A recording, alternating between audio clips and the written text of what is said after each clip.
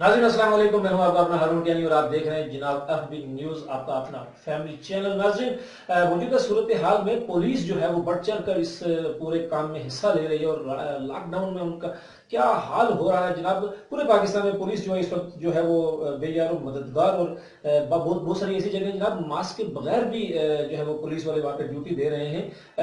ऐसी सूरत हाल कुछ डुडियाल आज़ाद कश्मीर में है जी। तालिब मुगल की ये वाली रिपोर्ट देखते हैं जी। मैं इसमें मौजूद हूँ अम में, और हमारे साथ मौजूद हैं सब इंस्पेक्टर दरियाल, और इनसे जानना चाहते हैं कि कोरोना के हवाले से ये अवाम को क्या पैगाम देना चाहते हैं। बिस्मिल्लाहिर्रहमानिर्रहीम।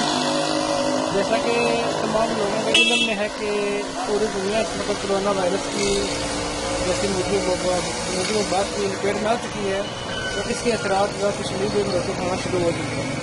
तो अमवात का सिलसिला भी वक्तन फवक्तन जारी हो चुका है।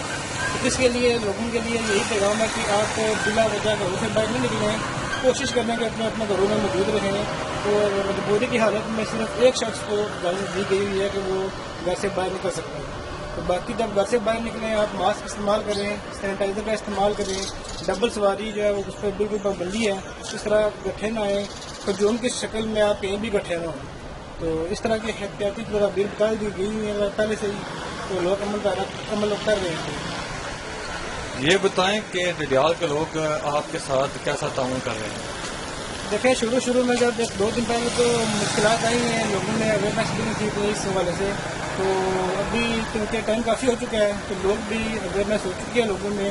अब लोग भी बिला वजह घरों से निकलने से गुरेज कर रहे हैं। और लोगों का तमन मसाली है, उनसे जब किसी भी मामले में हम उनको रोकते हैं तो वो बात को मान लेते हैं कि ऐसे सही नहीं है।